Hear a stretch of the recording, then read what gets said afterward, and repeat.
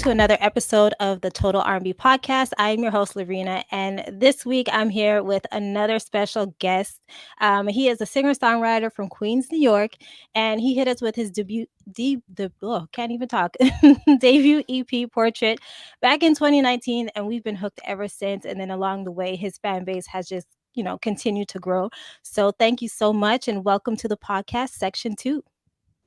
The way I start off the podcast every time, I always ask the same question to start it off. So if you could tell me, what is your first memory of R&B music? Like, what comes into your head when I say that? Ooh, first memory of R&B Hmm. gotta be driving in the car with my mom, going somewhere, and she had one of those like now that's what I call music CDs. Okay, yeah. I can't remember which number it is, but I remember Genuine's Pony came on Okay. one of those. And like I remember the first time I heard it, I had never heard a song like that before. But Hmm. I remember like she would turn it down because obviously like a 6 or a 7 year old should not be listening to a song like that. But I would always ask her like, wait, like can you turn that back up? Just because just like the like I at back then I wasn't really listening to words. It was more just like The beat. beats and textures and sounds that really caught my ear. So yeah, that's definitely like my first memory of R&B for sure. That's dope because that's a classic that has come back around too. Like at one point, it Mhm. was like in almost every movie and TV show and like talk Exactly, yeah. shows, we're going back and playing that song. So that's a classic. And it is funny too because for that song, I feel like that was a shift too in music because Timberland was coming out on the scene and his beats were always like to the left. It wasn't, Absolutely insane. yeah. Like like singular experience listening to production like that, like can't be duplicated. No one liked Timbaland. Shout out to him.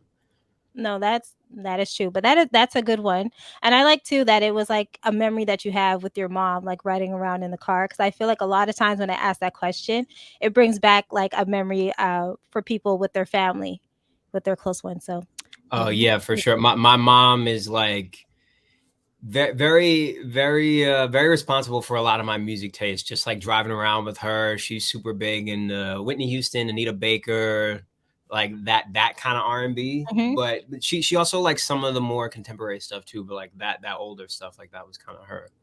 It's kind of Did her bag for sure. did that music end up influencing you a little bit when it comes to creating your own music? Um, probably somehow like indirectly. I don't know if I can pinpoint like exact things in that music that kind of like stick with me now, but I feel like somehow indirectly I'm sure it does. Okay, and let's talk about your journey into music. So, what made you decide to become an artist? Like, how did you get to that point? It's a good question. So I kind of started out as a producer. Like that was my dream originally. I wanted to be Pharrell, but Okay. only make beats. Like that was kind of my thing. Like when I first started, I was making beats at like 16, 17. I went to college, started kind of taking it more seriously. And then my senior year of college, I remember very vividly, I was on like winter break my senior year of college. And I was just bored one day at home. And I decided to just like mess around with maybe trying to write a song. I made this beat, sat on it for a couple of days, and I came back to it like maybe like the end of that week. And I was like, you know what, let me try and write something. And that song that I wrote, literally the first song that I ever written, that ended up being the first song on Portrait, a song called Girls Like Anita.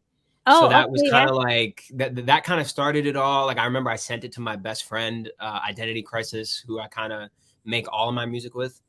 And he was like, yo, this is actually kind of good. Like we should like develop this and like try our hand at this. And I was like, all right. And then ever since then, we've kind of just been chipping away, trying to become better songwriters, producers, artists, etc. And now it's kind of snowballed into this whole Section 2 thing. And here we are today. That's dope. So, did you study music in school or that's something you were just doing on the side? No, yeah. So in high school, I played the saxophone and I sang a little bit. But when I went to college, I got a music degree in Oh, school. So okay. that's what I was studying. Yeah. Okay, dope. And then so you just thought you were gonna be more so behind the scenes, just doing your thing, creating those like beats and that's it. And then when you release the single, well, did you release it as a single first or did you just release it all as a project for Portrait? No, so Girls Like a Needle was the first song that I wrote, but that wasn't like the first song that I put out. The Oh, first okay. song I put out was a song called Need to Know, which is funny enough, it's still up on streaming services. Okay. It's a So you song don't that mind the yeah, it's still available. I mean, it's not great, but I can hear like endearing things in it. Like where I'm at now and where I was then, you can kind of hear the through lines and like how I got from here to how I got from there to here. But Okay. yeah, I think I may have released like like 2 or 3 songs prior to Portrait, and then yeah, I remember Portrait came out and it was just like it got way more love than anything that I had ever put out. Like all the responses were super positive, and yeah, that kind of just started this whole journey for me. That's so dope. That must be such a great feeling too, to have that type of response because again, like you said, you weren't planning on being an artist at all. You were just trying to do your thing in the background. And then for people to show you so much love with putting out this project where you probably just felt like, okay, let's just put it out there. That's great.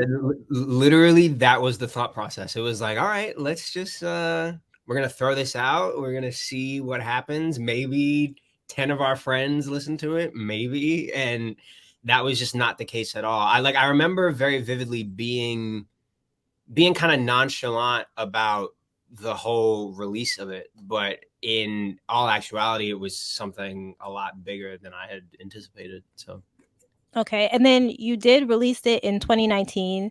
And then of course we got hit with the pandemic. So, how did that affect you? Because I know you put out music each year, you put something out for us, like a full like full EP and everything, but how did mhm. that affect you? Or is it more weird now because everything is open? Yeah, that's a good question. I feel like the pandemic it kind of halted some of the momentum that I had. I feel like Portrait came out and I had started talking to a couple labels and I was starting to like kind of feel it, like it started to feel like something was kind of happening, and then the pandemic happened and it was like, hold up, like Mhm. slow down, like and everyone's sitting down, no one's doing anything, and it was kind of like, damn, like where do I go from here type of thing. But in retrospect, it actually kind of helped me a lot because I had time to sit down. Like I wasn't at my day job. I had all the time in the world to just sit and make songs, and that is literally what I did. Like the entire time that like whatever you consider the pandemic, like us being at home, Mhm. I was I made so much music during that time, and if I'm being honest, a lot of it was bad. Like a lot of it was not great, but it made me such a better songwriter, better producer, just better all around artist. Like obviously the pandemic was terrible. Like Yeah. would not wish that again, but like it really helped me like developmentally. Like I became a much better artist as a result of it. And so then what about now that, we've had a chance to now like concerts are back on, like we're going out to see people perform. So how has that been now being able to like do more performances? Is that something that's exciting to you or you're still getting used to it? Oh no, yeah, it's something I've come around on. Like Yeah. I remember my very first show. I think Portrait came out in May of 2019. Mhm. I played my very first show at SOB's in November of 2019, and it was like a showcase. It was just like a bunch of different artists get like 15 minutes or whatever. And mind you, I grew up singing and like acting in church and stuff. So like I've been on stage before, but not in that capacity. That was a completely different experience. Me and a microphone, everyone is staring at me. Like I remember, like I was like stuck like this, like with the microphone, like I could not move at all. Like I was just had my eyes closed the entire time. Very rookie stuff going on up on stage.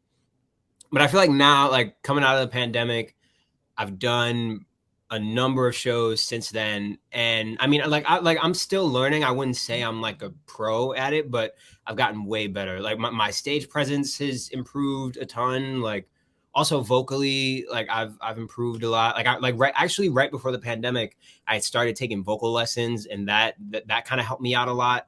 Like I learned so much during that time period, and it kind of carried over into my recording process and even my like how I perform also. So No, but that's really good. And what I hear too is that this time, like from the pandemic, um, it allowed you to grow as an artist. A lot of times people don't have time to grow as an artist because it's kind of like go, go, go, go, go. And you have to like mhm. fulfill all these requests and you want to keep yourself relevant and all these things happening. So a lot of times we're missing seeing like artists being able to have the proper like development for different things. But it seems like that I guess you could say that is a blessing for, that time during the pandemic, you were able to sit down and then, work on your craft of being a good songwriter and all those different things. So that's dope. Oh yeah, 100%. That is precious time to me. The pandemic for sure. Okay, and so I ask a lot of like artists that are coming up, like how did you find your team, like the people that you work with? Mm. To be honest, I'm kind of still finding it.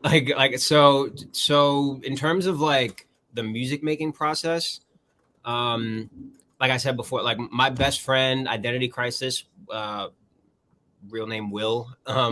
We went to high school together, Okay. and we've been best friends since then. And then kind of we had gone to two different schools like our freshman year of college, but both ended up leaving those schools and ended up meeting up at a school out here in New York called City College. And throughout that time, he's also an incredible producer.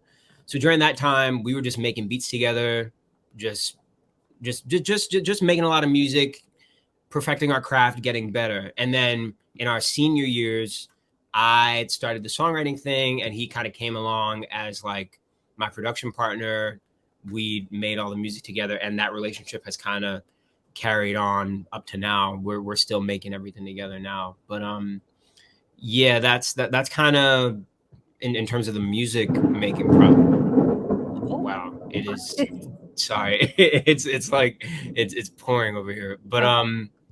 so yeah, that's like the music making process. In terms of creative, another one of my really good friends from high school, my boy Raphael, he was kind of integral in like a lot of the early like photography choices and just a lot of the visual stuff that you saw like early Section 2 stuff. He had like a huge hand in that. Like he's an incredible photographer, videographer, just like all around creative. He was like super important there. And as well as my friend Will Breen. Shout out to Will Breen also. He had a hand in a lot of the visual and creative stuff as well. And I feel like now like I'm kind of just like meeting a lot of people just via networking, going out meeting people. Like I met someone recently who I've kind of partnered with, a guy by the name of Joseph Reddle. He's been helping me a lot recently, just like kind of crafting my visual language and kind of like just what like kind of zeroing in on what Section 2 is visually and aesthetically. Like he's been helping me out a lot recently. So yeah, I'd say that like it's kind of like an ongoing, ever ever growing process of like meeting new people and just kind of I don't know, just figuring it out as I go along. Well, that's basically it. You have to kind of figure out who fits in, who do you mesh with, who works, well with you or you work well together. So Mhm. yeah, no, that is interesting, but I always like to see how people find, different people that are on their team because some people struggle with that. They've been through like different management that hasn't worked out, they can't find certain people to join their team. So I always like to figure out or find out how people, are doing these things so that maybe it could help, someone else who's, trying to build their team as well. Oh no, yeah, it's something that I've struggled with mightily. Like, but I'd say that like patience has been like such a patience has been everything through the process of me being an artist. Whether that's with music making, whether with that's creating a team or just creative, just anything pertaining to being an artist. Patience is like the number one thing. So if I did have any advice on that front, Mhm. I'd say just like I'd say one, like start with your friends. Like if you have like good friends that are also kind of into what you're doing, I feel like I feel like Issa Rae says this like Yeah. people tend to like network, people want to network up, but like you like when you start you need to kind of network this way because like it's the people around you or closest to you that are gonna like propel you eventually to where you need to go. So No, I completely agree, and when you were talking about that, that's what it reminded me of what Issa Rae had mentioned, and, at the same time, both parties are building, mhm, so the people that are helping you out with visuals, that's also helping their portfolio as well because exactly. they can showcase the work that they've done through working with you, so I Hmm. think that's important to also, work with the people that are around you locally or your peers and different things like that, so yeah, no, that's good. And you mentioned identity crisis a couple of times. We know that he works with you really closely. So I want to know, like, what is your creative process? So when you have like an idea in your head, how does it go from an idea to like a finished song, let's say? Hmm. So yeah, the my creative process is also something that's ever changing. Like for example, I could just be sitting here in my room. I have an idea for a song. I have no production, I have no melodies, no nothing. And I could kind of just sit in my notes app and kind of just write out like a rough idea, whether that's like, that could be like two lines that I thought of that might rhyme, or maybe they don't rhyme. It's just like Mhm. two good lines that I think would fit in a song. Or I have identity crisis. He'll send me like a rough sketch of a melody or like maybe a little guitar loop or maybe a finished beat, and I'll sit and I'll write to that. Or now recently I've been having more people like send beats to my email. Like that's something that's kind of Okay. been like a newer part of my process. That's not something I really had before. So I'm blessed to be able to have people that are like interested in even sending me music. So that's been cool. I can sit and write to that. Um, yeah, it kind of ebbs and flows depending on how I'm feeling. Or sometimes I'll go to YouTube and like I'll look up a tight beat and like just as like an exercise, like see what I can write to that. And most of the time it doesn't really turn into anything, but like sometimes I get like really good songs out of that. Like I'll take it to identity crisis, we'll scrap the beat, he'll make something completely different, and kind of move on from there. So No, that is dope, and I like that because a lot of times sometimes people feel pressured to, like, finish something, like, as hmm. soon as they have it, but I think it's good too if you just kind of leave it and then come back to it after, or that you have someone that you could work with where they will, like, kind of break it down and then you guys rebuild it together. So, I think that's dope, and I do wanna talk about too, the song "Come See Me Tonight." Hmm. So I remember a newbie from we're Air Hustling. She Hmm. had that on her page, and so that's how I discovered you. Oh And then wow, I had okay. to go back into the discography and look at all the other stuff that you put out Hmm. before up until that point, and I was like, oh, he is super super dope. So I do want to talk about that single because for some reason everybody was calling that song September Rain, where for a Yeah. quick second, that's what I thought the name of the song was, but I was like, "Okay, no, this is not it." So, Hmm. tell us about, that single, how that came about and everything. Yeah, so I remember one day I was at work, and this is an example of me writing with no melody, no beat, no nothing. I just had that like the basically the hook for "Come See Me Tonight" kind of just popped in my head. I remember I made a voice memo of it and I sent it to Identity Crisis, and I was like, "Yo, like I feel like this could be something like I don't know, like let me know if you can do something with it." And what he sent back was him singing the hook that you hear on the song, and I was like, "Whoa, like this is crazy!" Like and he had like these really pretty chords behind it, and I was like, like I was not expecting that. Like when he sent that, I was not expecting that at all, and I was like, "Damn, this is really crazy." So I remember I went back, like I put like 2 drum sounds on it, like just made a little loop, and I wrote the song to that. And then fast forward, we end up kind of like developing the song further, get it to a place where like it sounds like it's probably like 75% finished. Okay. And I hadn't been using TikTok for that long. Like I kind of just discovered what it was, and not too long after that, kind of just gotten like kind of convinced myself that like, all right, like I need to use this app because that's where music discovery is happening, et cetera, et cetera. And I had kind of made it up in my mind that like, all right, like if I'm gonna do this, I got to do this right. And like, Come See Me Tonight was gonna be the thing that I was gonna go super hard with on TikTok. And I remember like there was no real thought into like, oh, like what part of the song am I gonna use Mm-hmm. for like TikTok or whatever. It kind of just so happened that like I thought that like the beat the drop into the first verse, I thought that was kind of cool. So and then the first thing you hear basically is the September rain, whatever. Mm-hmm. And somehow the song, it kind of the snippet kind of ends up going viral, and everyone's like, yo, this September rain song, this September rain song.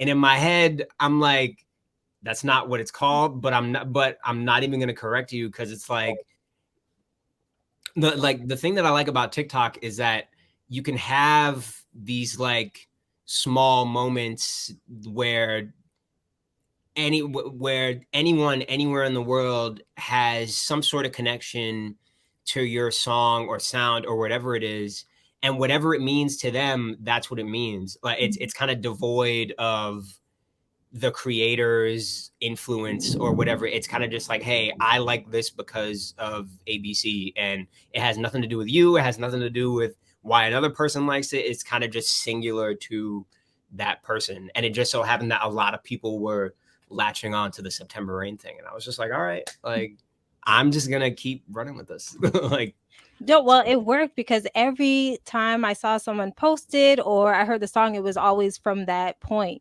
Mhm. And then people were calling it that in like the caption and stuff. And I was just like, is that the name of the song? And then I couldn't find it. And then I was like, Yeah, yeah, okay. yeah. And I was like, oh, okay. But yeah, it was, yeah, definitely something that went viral. So that's dope. And congratulations on that.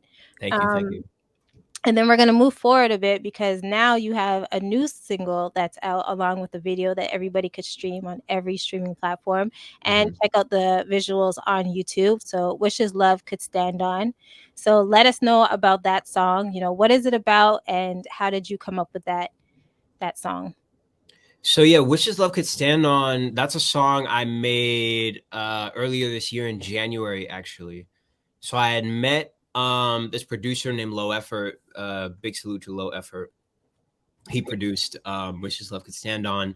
We had met on Instagram, and I was like, yo, like, do you want to do a session? He was like, yeah, sure.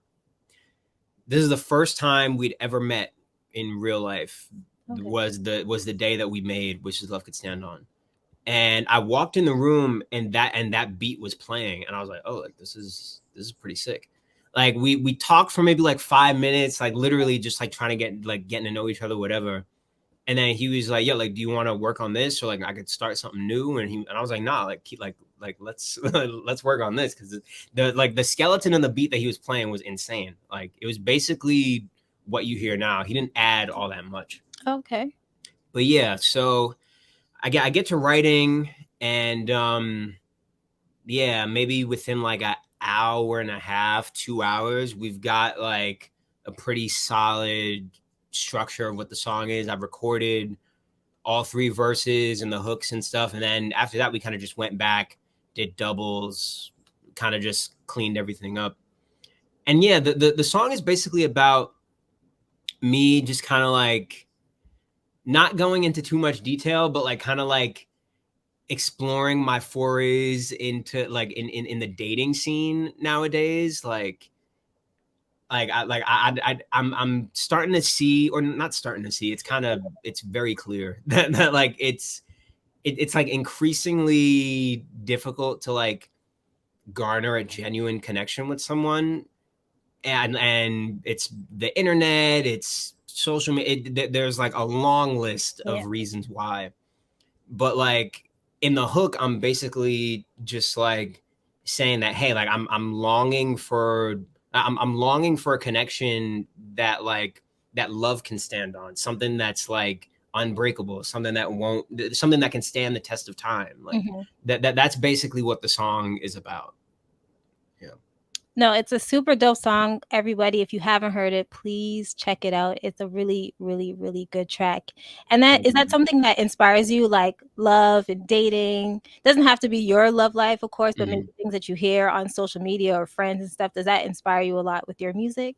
Oh yeah, no, it definitely does. Like love, date, what's funny is that when I first started writing songs, I felt like I could only write songs about women. That and it kind of felt like a handicap because I was like, wait, like I feel like I'm a little bit more dynamic than this, but that was kind of like my ceiling, or that it felt like my ceiling at the time. But again, through the pandemic, experimenting, writing about different things, I was able to kind of develop my pen to a place where I feel like I can almost write about anything now. But love is definitely like an overarching theme, like of Mhm. my music for sure. Yeah, no, I hear that, but also too, I find like with each project that you put out, it's different. Like it doesn't sound the same. I don't know Mhm. if that's a good or a bad thing that you Oh take it. no, yeah, But it's super intentional for sure. okay, yeah. So I always like I know it's you because it's your voice, but everything does sound different. Like you're not gonna get the same thing that you got on the first EP that you'll get on the Mhm. second or the third. So I do appreciate that because a lot of times too, when we hear artists or we hear music that's out today, kind of sounds like one just long track that's constantly playing. Yeah. I've made it a point to never, and I've said this a million times, but I've made it a point to never do the same thing twice. Like Mhm. every time I put out music, I want it to be something refreshing and something new. I like you said, like people put out music nowadays and it can tend to sound like one long song. And as long as I'm of sound mind, I plan to not do anything like that. So, Is there anybody you're hoping to work with like in the near future? It doesn't have to be like a big name person. Maybe it's somebody you discovered online that mhm. you're willing to that you would like to work with. I am a huge fan of Destin Conrad. His songwriting, his voice, like I think he's incredible. I'd love to work with him. Okay. Um, who's somebody else? This is probably like this is more of like a dream. I think this is like probably way more down the line, but like I'm a huge Pharrell fan. Like I've always been. He's been like a huge inspiration for me. Like I would love to sit down with him and see what we could do. That would be incredible. James Blake also. He's like one of my James Blake is like one of my biggest influences. Like I would love to sit down and do something with him also. Okay. Well, we heard it here, so we're gonna look forward to collaborations with those three magnificent people. So I will look out for that, and if it does happen, I'll be like so super excited about it. So I'm looking um, forward to it. but one because I said it here. That's like that's like the definition of manifestation. Like I said Yes. it right here. So. Yes. So it's out there. It's gonna happen, and I'm waiting. I'm waiting to see you post it. So all right. So what is next? Is there anything else that we should be looking forward to, or do we just keep streaming, keep playing, keep watching the single that we have now, "Wishes Love Could Stand On"? Oh no, yeah, for sure. Definitely keep watching and streaming Wishes Love Could Stand On. But there is definitely more music on on the horizon for sure. I am working diligently to finish up some things, and yeah, I'm definitely excuse me. There's definitely going to be more music this year for sure. Oh, okay. So something to look forward to before the year ends off. We can Most look for definitely. more music from Section 2. Okay, so that's always good. We love always new music. Mhm. So now I want to play a little game before I let you go. We're gonna create an R&B soundtrack. I'm gonna ask you a few questions. You're gonna let me know which R&B song you choose. Don't be afraid to put your songs in there Okay. at Okay. all. So, first question, what's a song that always puts you in a good mood? A song that always puts me in a good mood. Hmm. Music Soul Child, Half Crazy. Okay. That is like I could be having a terrible day, and if I'm listening to that, I'm straight. I'm good. Like it's just such a good song. It Like is. It is. And his voice is pretty amazing. So, I like insane. that one. Okay, what song would you play to turn up to? Song I would play to turn up to. Ooh. Probably something on the new Beyonce album, Okay. literally anything from that, like specifically R&B. Like if I'm trying to have a good time, it's Mhm. something from there. Like Okay. I went to the show Oh, you did? last month, or was it the end of July? I forget, but that was a talk about singular experience. Everyone, like everything that's ever been said about Beyonce, she's 101. Mhm. There's nobody like her. And everything that's ever been said about Beyonce, I understood. Like when I left there, I was like, all right, like I Oh, get that it. was your first time seeing her live? Yes, Okay. it Yeah. was absolutely insane. Yeah, no. Her concerts, I feel from the time that she was in Destiny's Child, because I was able to see like the Destiny Fulfilled tour, Oh, and that's so seeing her crazy. from Oh man. there all the way up until now, like Hmm. she's always been amazing, but just Hmm. the shows have just gotten like better, and it's crazy to just see her growth throughout her like albums and her careers and stuff. It's insane. Especially up to this point, like how like it's very. I feel like it's very rare that we see this level of quality output like this late into someone's career. Mhm. She's been doing this for over 20 years. So and the fact that she's still producing at this high of a level is It's crazy. it's insane. Like It's crazy. What I'm looking forward to, obviously I won't be there because I live in Canada, but the show that she's gonna have in a few weeks in Houston, oh yeah, I'm sure that's gonna be crazy too. that's what I'm looking forward to. And then there's rumors with the Destiny's Child reunion happening and stuff. So Whoa, okay. I wanna I wanna hear what's gonna happen. All right, let's go to the next one. Name a song you would play when you're in love. A song that I would play when I'm in love. Hmm. Maybe maybe Maxwell's Ascension. Okay. I feel like there's something like really sunny about that song that kind of just reminds me of like, oh, like I'm listening to this, I'm in love, and like nothing can go wrong. Because like I feel like most times when you're in love, you're so blinded by like the fact that you're in love that Mhm. literally nothing else matters. And like that song kind of reminds me of that feeling. Just like the way it sounds, it kind of reminds me of that feeling. Okay, that's another good one. What's a song you would play when you're going through a breakup?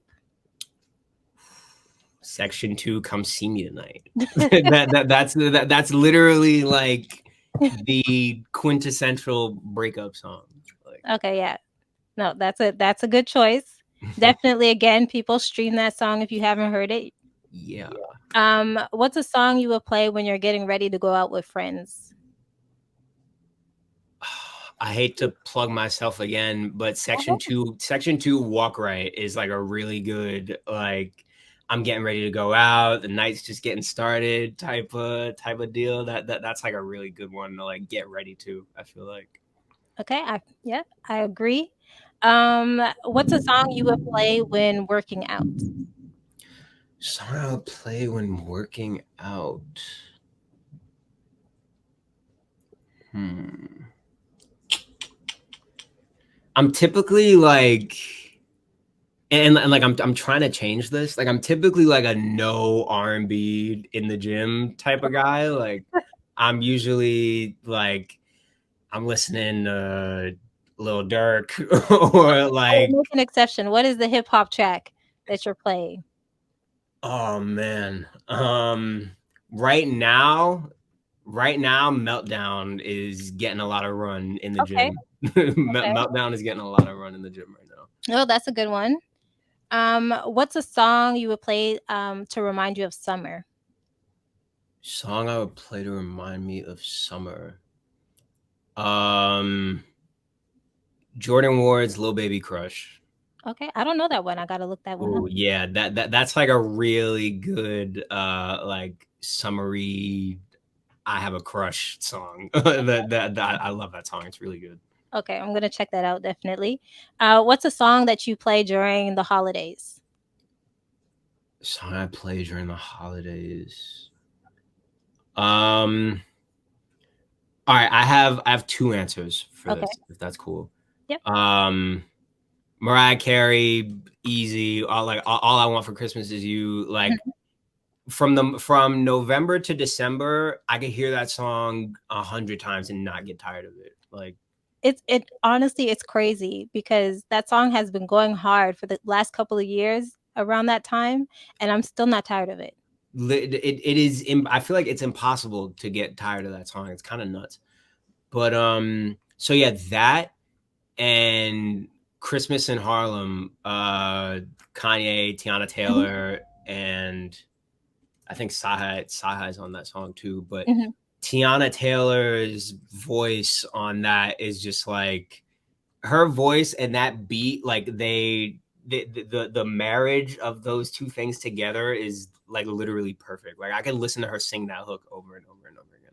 No, those are really 2 good picks for holiday music. I like that.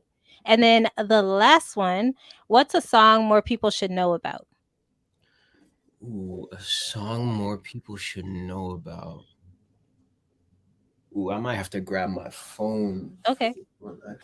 Yeah, let me pull up my Spotify real quick because I there's this song in. Hold on. All right, yeah. So this is a Mariah Carey song, Okay. but I'm not. It feels like one that's like low key, kind of like under the radar. Like I just found it recently. Like I didn't know it existed until Okay, I recently. wanna hear because 'cause I'm a lamb, so I wanna know. But it's a song called Breakdown Okay, with yeah. Crazy Bone and Wishbone. Mhm, it's on Uh, her Butterfly album, yeah. you, wow. I it like and I wouldn't call myself like a Mariah Carey stan, but like I felt like I knew a decent amount of Mariah Carey, and I came across that song, and I was like, "Whoa!" And that kind of made me do like I did like somewhat of a real like Mariah Carey deep dive, and I like listened through, and I was like, "Wow!" Like she like her discography, like hits aside, like her discography is kind of nuts, and I feel like it doesn't get. I feel it doesn't really get talked about a lot, probably because of the magnitude of hits that she has, but there's some really strong stuff like Yeah, that just are like not sitting on her singles. albums. Like And the crazy thing too is that she doesn't always get recognized for her songwriting. So that's that, yeah. another crazy thing because those songs, whether they're singles or they're like the album cuts, Mhm. are like really, really dope. No, I'm a huge Mariah Carey fan, like crazy.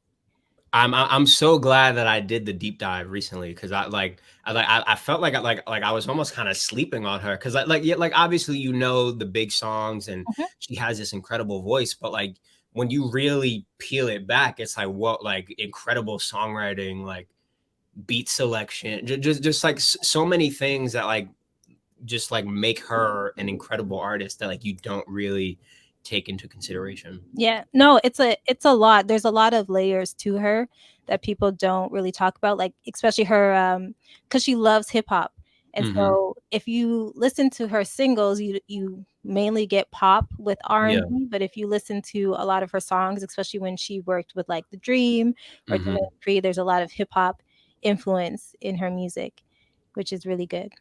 Oh yeah, and I'm a huge fan of that. Like combining R&B and hip hop is something that I also try and do. So Mhm. that's like I'm a huge fan of that. Yeah, so no, dope. This is a good soundtrack. And I have, some songs to look into, so that's always good when people put me on to new music. So I appreciate that. Of course, And of course. so that is the end of the interview. I want to thank you so much, Section 2, for coming on the podcast today and spending some time with me. I do greatly, greatly appreciate it. Thank you for having me. This is lovely. I love doing these. I don't get to do them that often, but I'm a huge fan of doing them. So thank you for having me. Oh no, of course. I feel like more people need to know your music, especially here in Canada. So I'm hoping more people get put on and they go ahead and they stream your songs. Of course, Wishes Love Could Stand On, but definitely go back and listen to the work that he's been putting out because it's solid work throughout the whole time. And let people know where they could follow you online. So you can follow me on Instagram at sectiontoo underscore. On Twitter, just at sectiontoo. TikTok at sectiontoo. Yeah, it's like the main three social medias. Yeah, you can follow me there. Okay, perfect. And this is the Total R&B podcast. Again, I am your host, Lorena, and we are a bi weekly podcast. So we will be back in 2 weeks with a brand new episode.